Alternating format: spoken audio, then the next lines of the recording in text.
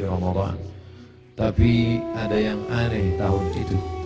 Tahun itu dia i'tikaf selama 20 hari 20 malam. Dia tidak keluar dari Masjid Nabawi. Ada yang aneh. Ada yang biasanya 10 hari 10 malam.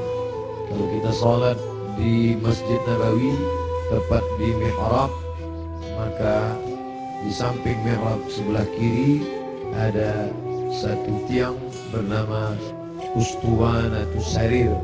Sampai hari ini masih tertulis Ustuwanatus Sarir.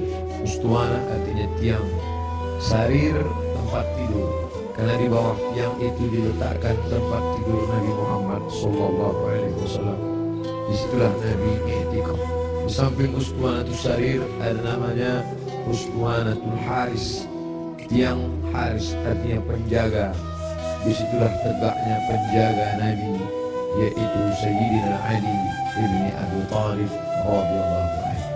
Di Ustuwanatus Sarir itulah sahabat melihat ketika Nabi terjaga dari tidurnya, bangkit dari berbaringnya, nampak berbekas di pundaknya, yaitu bekas anyaman pelepah korma yang dijadikan sebagai alasnya. Lalu sahabat ingin membelikannya kasur yang empuk, firash, permadani yang lembut, tapi Nabi mengatakan itu tak layak bagiku. Biarlah aku berada di atas anyaman pelepah korma ini saja, berbekas di pundak kulit yang lembut. Betapa malunya kita yang melekatkan tubuh ini di atas kain yang lembut. Di bawah kain lembut itu ada kasur yang tebal. Di bawah kasur yang tebal itu ada lagi alas yang tinggi. Lalu kemudian kita meminta kepada Allah, wa adkhilnal jannata ma'al abrar, masukkan kami ke dalam surga bersama orang-orang baik, bersama Nabi Muhammad sallallahu alaihi wasallam.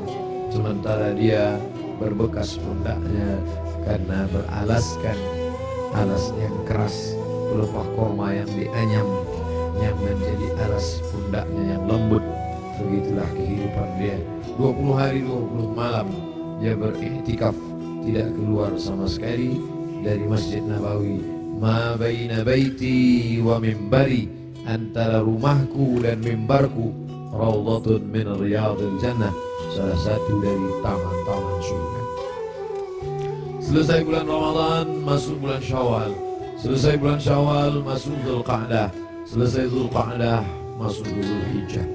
Di bulan Dzulhijjah beliau melaksanakan haji yang sebelumnya sudah difardukan, tapi barulah dilaksanakan haji tahun itu, disebut dengan haji wada.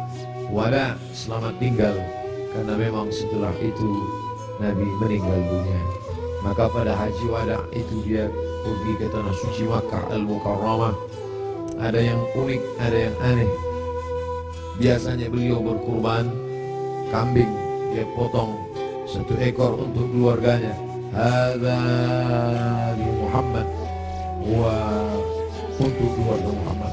Kemudian dia potong lagi, hadza li ummati Muhammad, ini aku potong untuk umat Muhammad sallallahu alaihi wasallam. Tapi pada saat tahun itu di Mina, beliau tidak menyembelih 2 ekor, tapi beliau menyembelih dengan tangannya sendiri 63 ekor unta. Tepat pada angka 63 dia berhenti dan dilanjutkan oleh Sayyidina Ali sebanyak 37 ekor. Maka lengkaplah 100 ekor. Tidak ada satupun sahabat yang terpikir ada signal, ada tanda sesuatu tentang mengapa berhenti di angka 63 setelah meninggal dunia 2 bulan sesudah itu. Karena saat itu bulan Zulhijjah, Muharram, Safar, Rabiul Awal, 2 bulan lebih setelah itu barulah semuanya paham mengapa berhenti pada angka 63. Ternyata Nabi tidak ingin satupun tahun hidupnya itu kosong daripada berkorban. Tahun pertama dia potong, tahun kedua sampai 63. Lalu kemudian setelah itu barulah dilanjutkan pemotongan onta itu oleh Sayyidina Ali karramallahu wajhah radhiyallahu anhu. Apa makna dibalik itu? Bahwa Nabi tidak ingin ada 1 tahun pun kosong dari kurban.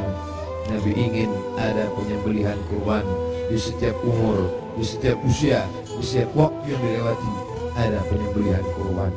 Lagi-lagi ada yang aneh, tidak seperti sebelumnya. Sebelumnya hanya 2 ekor kambing, tapi saat itu dia potong langsung 63, dilengkapkan 37 menjadi 100 ekor. Lalu kemudian sallallahu alaihi wasallam kembali ke kota Al-Madinah Al-Munawwarah.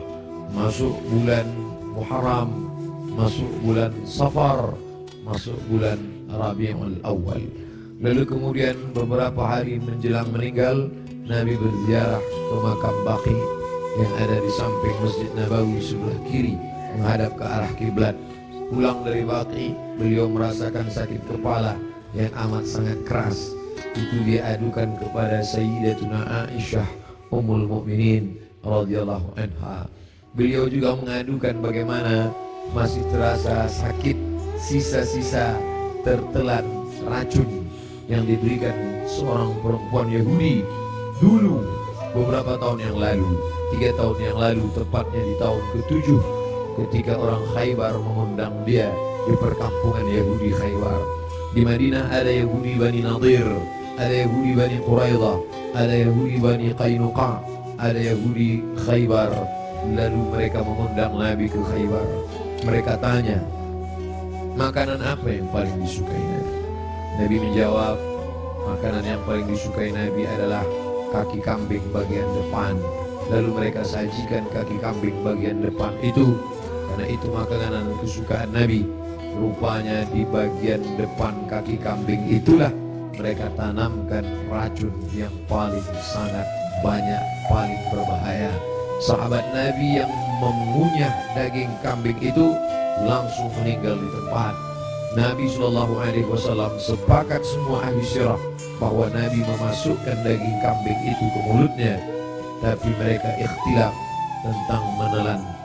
Maka segera Jibril alaihissalam memberitahu bahwa ada racun. Nabi memuntahkannya keluar, tapi ada beberapa tetes air liur masuk ke dalam. Kenapa itu terjadi? Bukankah Allah menjaganya? Bukankah malaikat mendapatkan wahyu, mendapatkan ilham, mendapatkan pesan untuk menjaga Nabi? Kenapa bisa terjadi? Hikmah di balik itu menurut ahli sirah, Allah ingin menyempurnakan nikmat kepada Nabi Muhammad SAW, bukan hanya sebagai nikmat penutup para nabi dan rasul, tapi juga nikmat sebagai mati sebagai seorang syahid. Dia sudah cukup penutup nabi dan rasul, tapi Allah lengkap, tak ingin hanya sebagai penutup nabi rasul, dia juga meninggal sebagai seorang syahid karena meninggal akibat racun yang tertelan di Khaybar. Aku masih merasakan sisa-sisa racun itu, wahai Aisyah.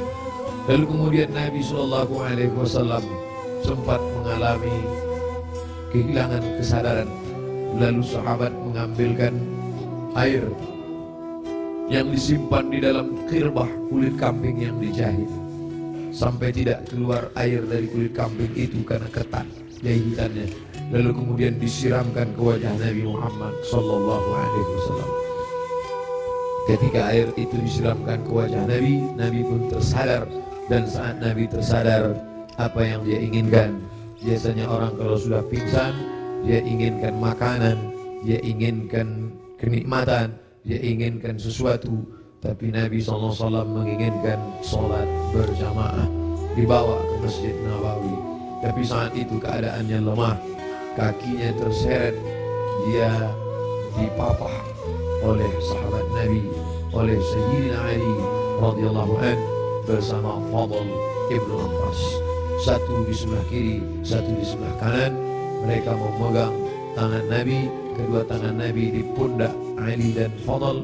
Kedua ini adalah saudara, seperti saudara kandung. Nabi anak tunggal sendirian, dia tidak punya saudara kandung, tapi ayahnya punya saudara kandung. Ayah Nabi bernama Abdullah, Abdullah punya saudara bernama Abbas, Abbas punya anak laki-laki, itulah dia Fadl bin Abbas. Abdullah punya saudara kandung bernama Abu Talib, Abu Talib punya anak laki-laki bernama Ali. Ayah mereka adik-beradik kandung, Abdullah, Abbas, Abu Talib. Abu Talib punya anak Ali, Abdullah punya anak Muhammad, Abbas punya anak Fadl. Ketiga anak laki-laki ini bersaudara kandung, satu nasab dengan datuk mereka Abdul Muttalib. Abdul Muttalib anak Hashim, Hashim anak Abdi Manaf, Abdi Manaf anak Qusay, keturunan Kilab Lu'ay Fihir, cucu cicit daripada Ismail, anak kandung Ibrahim alaihissalam. Maka pada saat itu saudara yang seperti kandung ini memapah Nabi, membawa ke Masjid Nabawi. Nabi tetap tidak meninggalkan sholat berjamaah. Sampai pada akhirnya beliau tidak lagi sanggup mampu untuk membimbing sholat berjamaah, maka beliau minta Sayyidina Abu Bakr As-Siddiq radhiyallahu anhu untuk membimbing sholat berjamaah. Itulah muncul ijtihad sahabat. Mengapa yang menjadi khalifah setelah Nabi itu Abu Bakar? Kenapa bukan Umar? Karena ada signal seperti semacam pemberitahuan secara rahasia bahwa setelah Nabi meninggal, kepemimpinan akan jatuh pada Abu Bakar Siddiq. Karena imamah ada dua, imamatun sughra, imam kecil, imam salat, imamatun kubra, imam besar, pemimpin negeri. Kalau sudah imam kecil pemimpin salat, menunjukkan tanda itu juga menjadi imam besar, imam pemimpin negeri. Maka ketika Abu Bakar Siddiq yang diminta sebagai pengganti imam saat Nabi sakit, seolah-olah seperti signal pertanda Nabi memberikan ridha, nanti setelah meninggal Abu Bakar Siddiqlah yang akan memimpin kepemimpinan politik. Maka berbaiatlah sahabat setelah Nabi SAW meninggal. Salat dipimpin oleh Abu Bakar Siddiq radhiyallahu anhu. Sahabat menunggu, Nabi tak juga keluar. Ternyata signal itu diberikan kepada Abu Bakar. Abu Bakarlah yang memimpin salat. Sampai akhirnya pada suatu ketika Nabi membuka tirai jendela dari samping kamarnya bersama Aisyah yang langsung tembus ke Masjid Nabawi. Sahabat sudah tegak berdiri. Sahabat menunggu bahwa akan dipimpin oleh Nabi, tapi mereka paham Nabi tidak dapat berjalan. Nabi tetap berada di kamarnya. Nabi hanya melihat dari balik jendela, dari pertanda wajahnya, dari anggukan kepalanya. Sadarlah mereka bahwa Nabi memberikan signal, salatlah bersama Abu Bakar Siddiq. Nabi tetap berada di kamarnya karena dia tidak bisa ikut serta bersama para sahabat yang akan melaksanakan salat. Lalu kemudian dibawa oleh Fadl dan Abu Bakar, dibawa oleh Fadl dan Ali, diberikan kekuatan oleh Allah Subhanahu wa taala. Nabi naik ke atas mimbar tepat pada hari Rabu. Hari Rabu terakhir, Kamis, Jumat, Sabtu, Ahad, Senin, 5 hari menjelang mimbar. Nabi naik ke atas mimbar. Sampai di atas mimbar, apa kata Nabi sallallahu alaihi wasallam? Man kuntu jalattu lahu dhahran. Siapa yang pundaknya pernah aku cambuk, saat aku mencambuk onta, lalu ujung cambuk itu terkena pundaknya karena dia berada di balik onta, di balik kuda, di balik keledai, di balik bukit, terkena ujung cambuk itu. Lalu dia merasa sakit hati, tapi dia tidak mau menuntut karena dia segan, karena aku seorang nabi. Man kuntu jalattu lahu dhahran. Siapa yang pundaknya pernah aku cambuk, hadza dhahri, ini pundakku, ini pundak Muhammad. Falyastaqit minhu, silakan balas. Sahabat semua terdiam. Sahabat tahu masa-masa perpisahan itu pasti akan datang. Nabi minta maaf. Siapa yang kulitnya pernah aku sakiti, ini pundakku, silakan balas. Semua sahabat terdiam. Man kuntu syatamtu lahu irdan. Siapa yang pernah cakap kasar menyinggung perasaannya. Man kuntu syatamtu lahu irdan. Siapa yang pernah aku caci maki, andai datang keluar kata-kata kasar dari lidahku, lalu kemudian hatinya tersinggung, hadza ilmi, ini harga diri Muhammad. Falyastaqit minhu, silakan balas. Semua sahabat terdiam. Tak ada sahabat yang ingin membalas. Mereka mengikhlaskan semua. Andai pernah tercambuk pundak mereka, ya Rasulullah, jangankan pundak, nyawa kami berikan untuk kau. Saat gigimu patah, saat pelipismu berdarah, sahabat menghunuskan pedang di tengah pasukan berkobar pada perang Uhud. Mereka masuk, dijamin pasti 99,9% akan mati. Mereka memberikan nyawanya untuk Nabi Muhammad sallallahu alaihi wasallam. Abu Bakar Siddiq, hartanya, emasnya sampai berbungkal dia berikan untuk biaya hijrah. Jangankan nyawa, jangankan harta, semua kami berikan untuk ya Muhammad. Semua sahabat terdiam. Lalu kemudian Nabi bertanya, siapa yang pernah aku pinjam uangnya dan belum dibayar? Kemudian tegak seorang sahabat, inna laka alayya thalatha darahim. Engkau ada utang 3 dirham ya Muhammad. Engkau pernah pinjam uang thalatha darahim 3 dirham dan belum terbayar. Apa kata Nabi kepada Fadl? Fadl duduk di samping mimbar. Irfa ya Fadl, bayarkan wahai Fadl. Bayar 3 dirham kepada dia.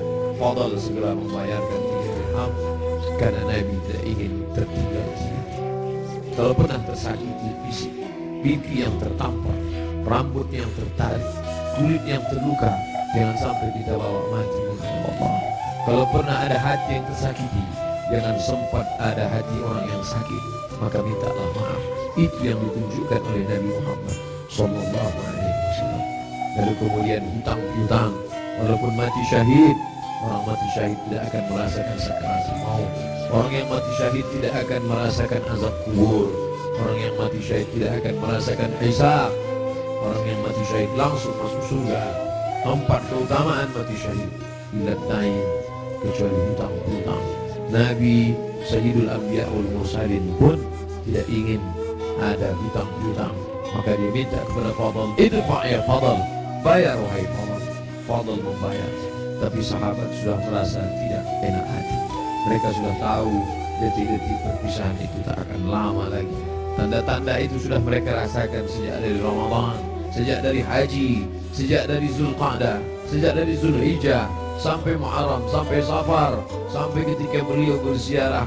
Tiba-tiba beliau pergi berziarah bersama para sahabat ke Bukit Uhud. Di bawah Bukit Uhud beliau ucapkan salam kepada syuhada Uhud. Assalamualaikum ya ahlal diyar minal mu'minin wa inna insyaallah bikum lahiqun. Insyaallah kami akan menyusul kamu wahai syuhada Uhud. Nasrullah lana wa lakumul afiyah. Sahabat mengerti, nampaknya seperti ucapan perpisahan, seakan-akan ucapan wada. Nabi akan meninggalkan mereka tak lama lagi. Lalu kemudian sampailah mereka melihat sakitnya Nabi. Akhirnya dia terbaring dan dia memilih kamar bersama Aisyah, karena kamar itulah yang paling dekat dengan mihrabnya, hanya lebih kurang 22 meter saja.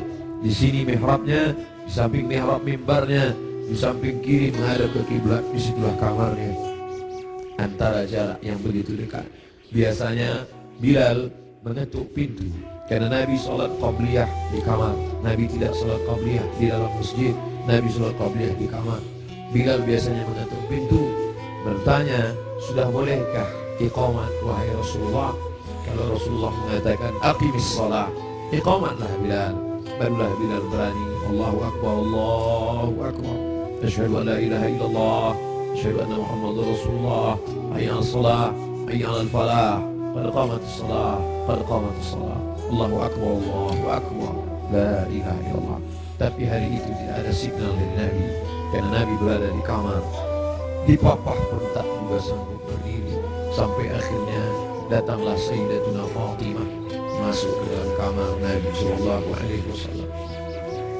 Nabi membisikkan sesuatu ke telinga Fatimah. Fatimah tersenyum. Nabi membisikkan sesuatu ke telinga Fatimah. Fatimah bersedih. Kelihatan dari raut wajah Fatimah ada sesuatu yang tidak menyenangkan. Nabi berbisik sesuatu ke telinga Fatimah. Fatimah tersenyum. Di saat yang sama lihat wajahnya seperti gembira mendengar sesuatu. Setelah itu berlalu, lalu Aisyah bertanya kepada Fatimah, apa yang dibisikkannya wahai Fatimah? Kata Fatimah, tak lama lagi saya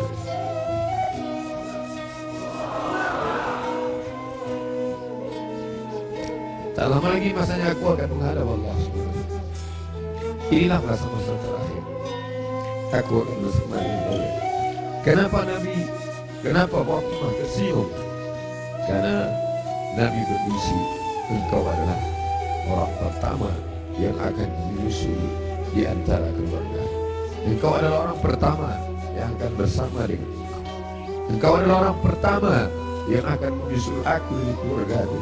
Ucapan Nabi itu benar. Tidak ada yang lebih daripada itu, bahwa setelah Nabi SAW meninggal 6 bulan lamanya, tak lama, hanya 6 bulan saja setelah itu, Sayyidatuna Fatimah menyusul Nabi Muhammad SAW. Anaknya dikatakan Nabi, Innal Hasan wal Husain Sayyidah Syababi Ahli Jannah. Sesungguhnya Sayyidina Al-Hasan, Sayyidina Al-Husain adalah 2 pemimpin pemuda surga. Pemuda-pemuda yang salat subuh ini, pemuda-pemuda ahli surga ini akan dipimpin oleh Sayyidina Al-Hasan, Sayyidina Al-Husain. Fatimah Sayyidatu Nisa'i Ahli Jannah, perempuan-perempuan yang hadir di majelis ilmu ini, perempuan-perempuan salihah yang hidup bersama kita saat ini, mereka akan masuk surga dipimpin oleh Sayyidatu Nisa'i Ahli Jannah, yaitu Khadijah, yaitu Sayyidatuna Fatimah, buah pernikahan Nabi dari Sayyidatuna Khadijah Al-Kubra. Itu yang membuat Fatimah tersenyum. Bagaimana rasanya ketika kebahagiaan bersatu dengan kesedihan? Satu sisi merasa bersedih karena akan berpisah dengan Nabi, tapi ternyata perpisahan itu tidak lama. Perpisahan itu tidak lama, Fatimah, hanya sekedar 6 bulan saja.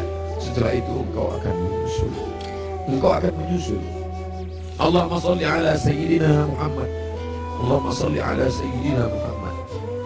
14 abad yang lalu kisah itu terjadi, tapi seakan-akan kita bersama dalam ruangan itu, bersama Aisyah, bersama Fatimah. Mudah-mudahan kesusahan kita ini akan membuat kita dekat dengan Nabi SAW. Tidak ada yang bisa menguatkan jiwa kita selain daripada takbir Allahu Akbar. Jangan biarkan jiwa ini larut bersama kesedihan. Tidak layak untuk sedih, karena orang-orang beriman dia mesti kuat. Allah bersama dia, Rasulullah SAW selalu bersama dia.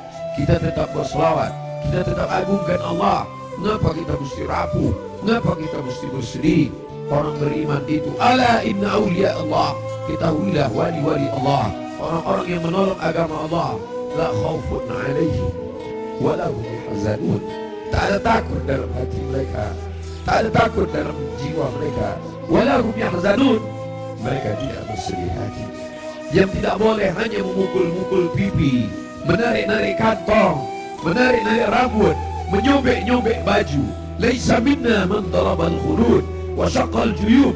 Siapa yang memukul pipi, siapa yang menarik rambut, siapa yang merobek kantong, bukan umat Muhammad sallallahu alaihi wasallam. Adapun meneteskan air ke anaknya, Ibrahim meninggal dalam usia 18 bulan. 18 bulan umur anak kesayangan itu meninggal, meleleh air mata. Kenapa engkau menangis ya Rasulullah? Amatarda ya Rasulullah?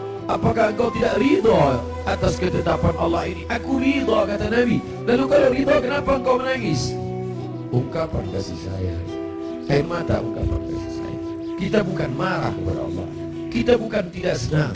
Ini bukan niyah, ini bukan ratapan, ini bukan majelis ratapan. Ratapan adalah sumpah serapah. Mengapa anakku yang meninggal? Mengapa menantuku yang meninggal? Mengapa suamiku yang meninggal? Kita tidak meratap. Majelis ratapan jelas dimurkai oleh Allah dan Rasulullah. Kita tidak meratap. Ini air mata kesedihan, ini air mata kasih sayang. Selama mulut tidak menyumpah serapah. Da'wurna, kata Nabi, ketika ada beberapa perempuan yang menangis bersama Nabi berjalan, Sayyidina Umar radhiyallahu anhu. Lalu apa kata Umar? Da'wurna, biarkan mereka menangis. Ungkapan kasih sayang. Selama tangan tidak memukul pipi, selama tangan tidak menarik rambut, selama mulut tidak berkata sumpah serapah, maka biarkan. Bahkan ketika Nabi memegang jenazah Utsman ibnu Maz'un, menetes air mata Nabi, jatuh ke pipinya, jatuh ke janggutnya, jatuh ke bawah sampai ke wajah Utsman bin Maz'un, menunjukkan air mata itu banyak. Nabi menangis. Nabi hatinya lembut. Menangis adalah ungkapan kasih sayang. Menangis adalah ungkapan kesedihan. Menangis adalah ungkapan keridhaan. Menangis adalah ungkapan melepaskan jiwa yang tertahan, tapi kita tidak larut dalam tangisan itu. Nabi berbalik, lalu kemudian ditutupi wajahnya, ditutupi dengan kain, tapi perlahan dia bukakan, sampai akhirnya tangan itu tidak bisa bergerak. Lalu kemudian Sayyidatuna Aisyah radhiyallahu anha membacakan Al-Fatihah. Bismillahirrahmanirrahim. Alhamdulillahirabbil alamin. Arrahmanir rahim. Maliki yaumiddin. Iyyaka na'budu wa iyyaka nasta'in. Ihdinas siratal mustaqim. Shiratal ladzina an'amta 'alaihim ghairil maghdubi 'alaihim waladdallin. Dibacakannya qul huwallahu. Bismillahirrahmanirrahim. Qul huwallahu ahad, Allahus samad, lam yalid walam yulad walam yakul lahu kufuwan ahad. Qul huwallahu ahad, Allahus samad, lam yalid walam yulad walam yakul lahu kufuwan ahad. Qul huwallahu ahad, Allahus samad, lam yalid walam yulad walam yakul lahu kufuwan ahad. Dibacakan qul huwallahu ahad, qul huwallahu ahad, min syarri ma khalaq, wa min syarri ghasiqin idza waqab, wa min syarri naffatsati fil 'uqad, wa min syarri hasidin idza hasad. Dibacakan qul a'udzu binnas, malikin nas, ilahin nas, min syarri waswasil nas, alladzi yuwaswisu fil nas, min jinnatin nas. Lalu telapak tangan Nabi ditiupkan. Ayat-ayat yang sudah dibacakannya itu yang penuh berkah ditiupkannya ke telapak tangan Nabi. Padahal mestinya kita yang membacakan, kita tiupkan ke telapak tangan kita, lalu kita usapkan ke wajah orang yang sakit. Tapi Sayyidatuna Aisyah tidak ingin melangkahi. Ada tangan yang lebih berkah daripada tangannya, ada tangan yang lebih mulia daripada tangannya. Itulah tangan Sayyidu Ahlul Jannah, Sayyidina wa Maulana Muhammad sallallahu alaihi wasallam. Ditiupkan ke telapak tangannya, lalu diusapkan ke wajah Nabi Muhammad sallallahu alaihi wasallam. Aisyah melihat di wajah Nabi seperti menginginkan sesuatu. Sebagai seorang istri yang menemani Nabi dalam suka dan duka, dalam senang dan tawa, maka Nabi mengerti bahasa. Aisyah mengerti bahasa yang diperlihatkan oleh Nabi sallallahu alaihi wasallam. Lalu kemudian Aisyah paham bahwa Nabi menginginkan siwak. Nabi suka kepada siwak. Laula an asyqa ala ummati, kalau tidak memberatkan bagi umatku, la amartuhum bisiwak, pasti aku perintahkan mereka bersiwak inda kulli shalah, dalam setiap salat. Lalu kemudian Aisyah mengambil siwak, lalu merobek ujung kulit siwak dan mengunyahkannya agar ujung siwak itu keluar selaputnya. Lalu kemudian diberikan, diletakkan ke bibir Nabi sallallahu alaihi wasallam. Air liur terakhir yang bersatu dengan mulut Nabi sallallahu alaihi wasallam adalah air liur yang digigitkan oleh Sayyidatuna Aisyah ke ujung siwak, lalu diberikan tampak senyum di wajah Nabi sallallahu alaihi wasallam. Makin lemah. Hari Senin, saat yang amat sangat menyedihkan, Nabi makin lemah. Nabi berkata, apa kata Nabi sallallahu alaihi wasallam? As-salah, as-salah, as-salah, as-salah. Salat. Wa ma malakat aymanukum, dan budak hamba sahaya. As-salah, simbol tentang hubungan hablum min Allah. Jangan pernah putus. Jangan pernah putus salat. Jangan tinggalkan salat. Jangan tinggalkan masjid. Pesan Nabi itu, kita tidak hanya sekedar larut meneteskan air mata, tapi juga kita menjalankan sunnah Rasulullah SAW. Beginilah ramainya umat Muhammad SAW. Wahai Abdul Somad, mereka datang bukan karena engkau. Wahai pengurus masjid, mereka datang bukan karena engkau. Mereka datang karena ingin melaksanakan pesan terakhir Nabi, as-salah, as-salah, as-salah. Salat. Wa ma malakat aymanukum, hamba sahaya, orang yang paling lemah, rendah levelnya budak hamba sahaya. Nabi tidak mengatakan jaga ibumu, karena kalian pasti menjaga ibu kalian. Jaga ayahmu, karena kalian pasti menjaga anak kalian. Jaga istrimu, karena kalian menjaga. Tapi ada orang yang paling lemah, paling rendah, budak hamba sahaya. Jangan kalian sia-siakan. Jangan kalian hardi. Jangan kalian susahkan mereka. Jangan kalian buat mereka seperti kuli. Jangan buat mereka. Nabi mengajarkan membebaskan budak hamba sahaya.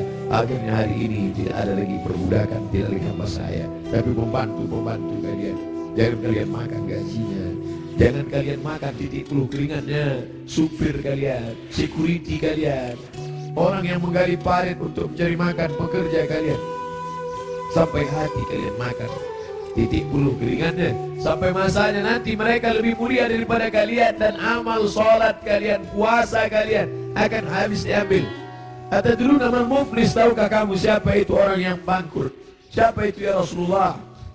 Mayati yaumal qiyamati bi salatin, orang yang datang menghadap Allah dengan salat yang banyak, wa siyamin, puasanya banyak, wa zakatin, zakatnya banyak, haji umrahnya banyak, tapi dia sudah menganiaya orang lain. Qad syatama hadza, mencaci maki si fulan, wa daraba hadza, menempeleng si fulan, wa akala mala hadza, memakan harta si fulan, wa syatama hadza, mencaci maki si fulan. Mereka akan datang menuntut di hadapan Allah. Nabi berpesan, as-salah, as-salah, jaga salat, jaga salat, jangan tinggalkan salat.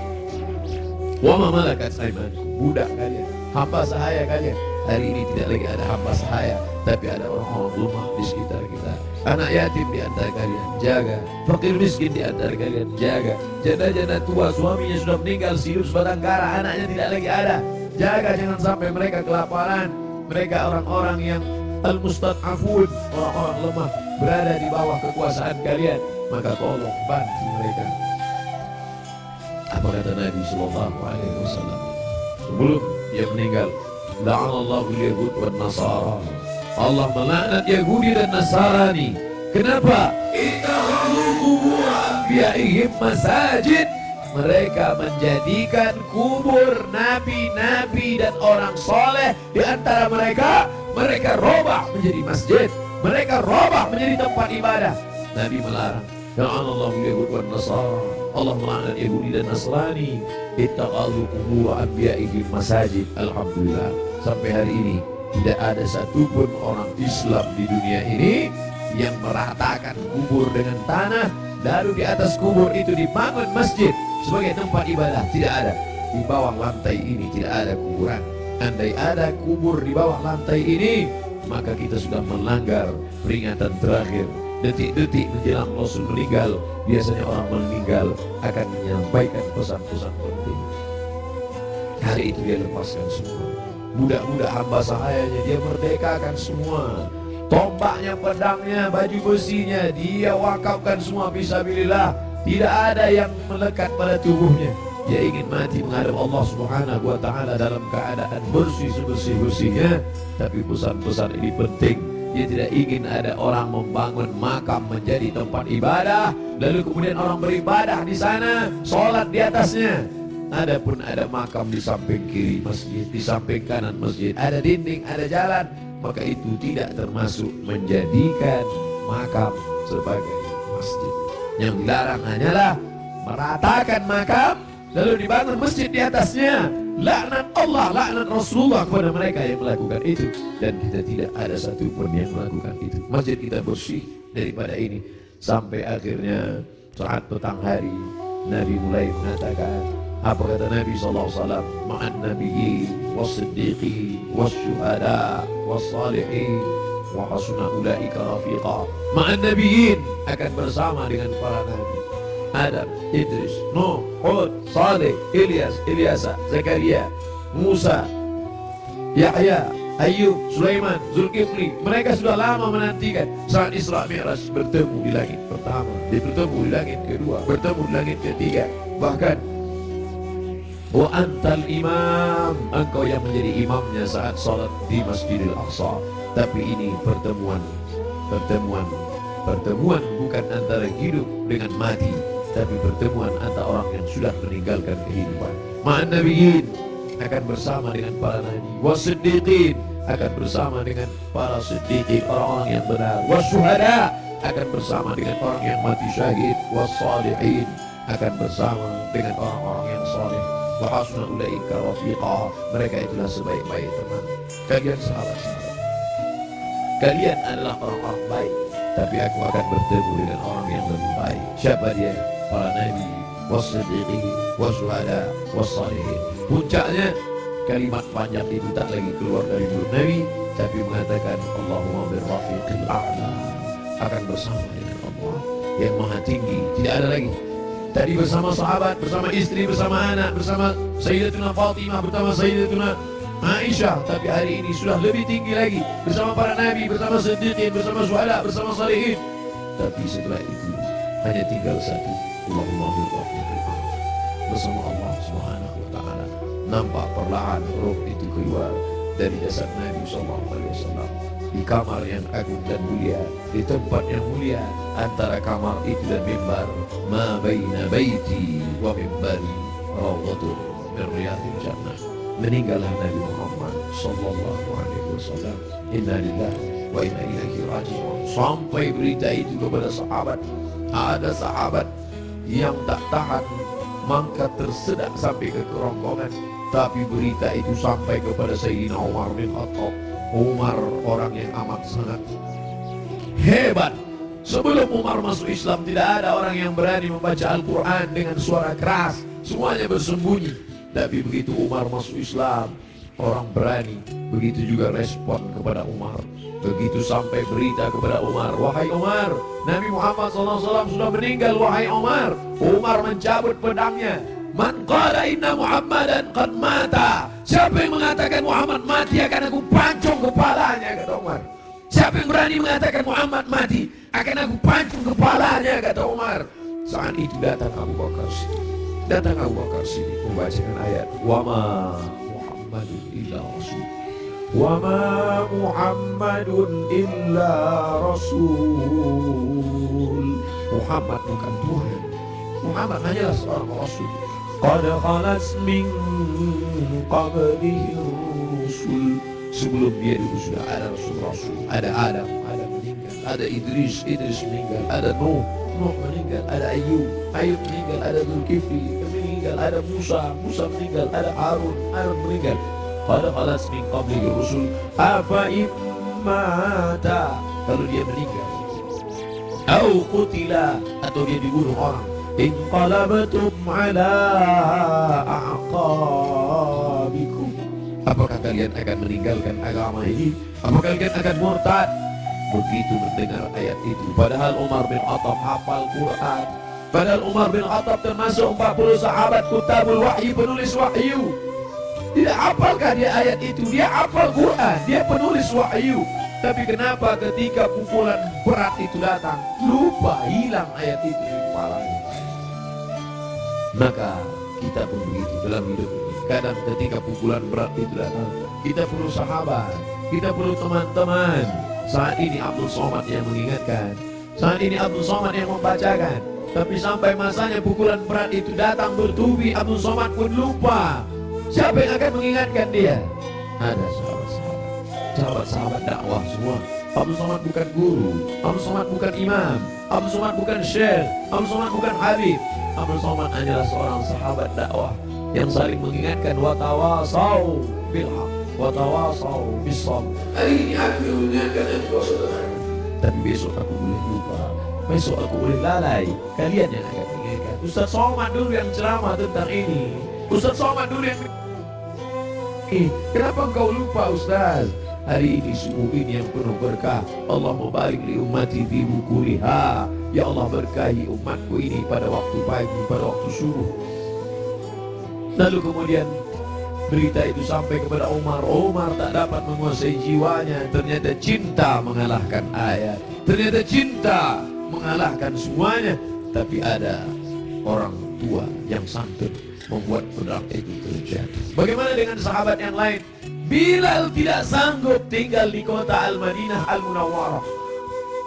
Bagaimana mungkin dia bisa sanggup tinggal di sana? Setiap subuh dia akan mengetuk pintu itu. Dan mulai besok Selasa, kalau dia ketuk pintu itu tidak ada lagi yang keluar. Bagaimana mungkin dia sanggup tinggal di sana? Dia tinggalkan kota Madinah.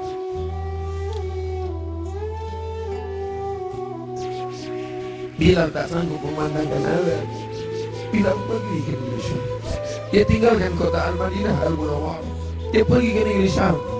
Sampai akhirnya Anas bin Malik pergi pindah ke Basra. Anas bin Malik sahabat yang terakhir meninggal di Basra tahun 93 tahun 94 Hijrah. Mereka tidak sanggup. Mereka tidak sanggup tinggal di sana. Sebagian sahabat menetap karena kekuatan iman, kekuatan cinta. Tapi sebagian sahabat juga harus menghindar jauh karena kerinduan yang begitu mendalam. Sampai akhirnya Bilal tetap menetap di sana. Sampai akhirnya Umar merasa perlulah Bilal kembali sekali-sekali. Datanglah Bilal ke kota Al-Madinah Al-Munawwarah. Aku tidak sanggup, kata Bilal. Bagaimana aku akan mengumandangkan azan di sana? Yang biasanya kalau aku mengumandangkan azan, setelah itu aku iqamah. Kalau aku iqamah ada yang keluar dari kamar itu. Nanti kalau aku iqamah keluar dari sana. Tidak sanggup aku. Sampai akhirnya datang Sayyidina Al-Hasan, Sayyidina Al-Husain. Bilal tidak sanggup menolak. Ini yang meminta adalah cucu Nabi Muhammad sallallahu alaihi wasallam. Datanglah Bilal ke kota Al-Madinah. Kami tahu cintamu kepada Nabi luar biasa. Kami tahu engkau bersama dengan Nabi sallallahu alaihi wasallam. Kami tahu bahwa engkau amat sangat kagum besar cintamu. Tapi datanglah. Bilal tak sanggup menolak. Yang akan dia temui ini bukan orang biasa, tapi cucu yang mengalir darahnya dalam darah mereka. Maka dia datang. Hari itu Bilal datang ke kota Al-Madinah. Bilal mengumandangkan azan subuh. Terdengar suara Bilal, Allahu Akbar, Allahu Akbar. Sahabat mendengar suara yang tak pernah mereka dengar. Itu suara orang yang dulu ketika azan berkumandang pasti Nabi akan keluar. Kalau begitu Nabi hidup lagi, kata mereka. Itu dulu suara, dulu sudah lama kami tak mendengar suara itu. Berarti dia sekarang sedang berada di Madinah. Berarti dia sedang datang sekarang. Kami ingin mendengarnya. Kami ingin ramai sahabat Nabi datang berbondong-bondong. Ramai mereka datang ke Masjid Nabawi karena mereka yakin dan percaya kalau suara itu keluar Nabi pasti akan datang. Tapi itu ternyata tidak. Ketika Bilal mengumandangkan azan, mereka hanya berjumpa dengan Bilal. Mereka hanya berjumpa dengan Sayyidina Husain. Kita tak pernah bersedih. Kita tak pernah bersedih. Kita hanya mengucapkan setiap hari Assalamualaikum ayuhan nabiyyu wa rahmatullahi wa barakatuh. Nanti kalian akan minum dari telaga itu. Nabi naik ke atas mimbar, aku lihat ada telaga, kata Nabi. Ada telaga Haud dan kalian akan minum di sini. Siapa yang minum dari sana ya Rasulullah? Ikhwani, ikhwani, saudaraku akan minum dari sana. Kami kah itu ya Rasulullah? Iya. Antum ashabi, kalian sahabat. Kalian sahabat.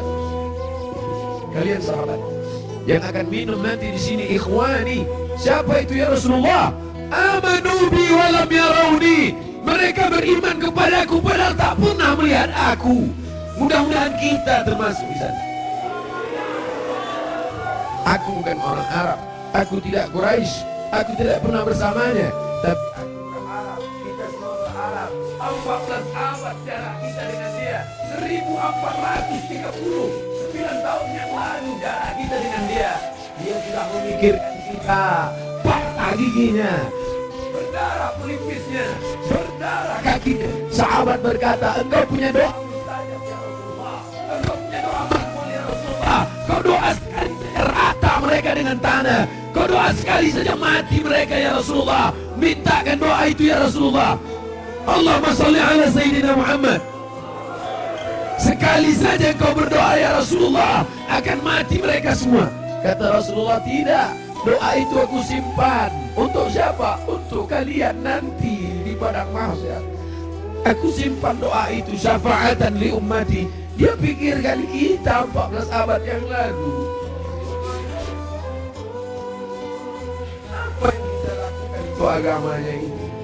Apa yang sudah kita buat? Orang-orang kaya, tolonglah agama Allah ini. Kalian dirikan MDA. Tolong fakir miskin. Air mata tidak cukup untuk menolong agama Rasulullah SAW. Pemimpin-pemimpin, raja-raja, sultan-sultan, kalian semua akan mati menghadap Allah. Satu-satunya syafaat hanyalah syafaat Rasulullah SAW. Subuh ini, bapak-bapak dari kepolisian, bapak-bapak dari TNI, hadirin hadirat sekalian, kita semua insya Allah mendapat syafaat Nabi Muhammad SAW. Cinta kita mendalam. Abdul Somad, kau bukan siapa-siapa. Mereka mendengar kau bicara karena yang keluar dari mulutmu itu hanyalah sabda Rasulullah SAW. Kau hanya meminjam kemuliaannya. 0,001% yang dipinjamkannya ke mulutmu, kau hanya cerita tentang dia. Mereka sayang kepadamu karena dia. Allahumma salli ala Sayyidina Muhammad. Kami cinta kepada Allah, kata Yahudi. Kami cinta kepada Allah, kata Nasrani. Kami cinta kepada Allah. Qul, katakan, in kuntum tuhibbunallah, kalau memang betul kalian cinta kepada Allah, fattabi'uni, ikuti aku. Tidak ada yang diterima di akhirat kecuali orang yang mengikuti Muhammad. Asyhadu an la ilaha illallah wa asyhadu anna Muhammadan Rasulullah.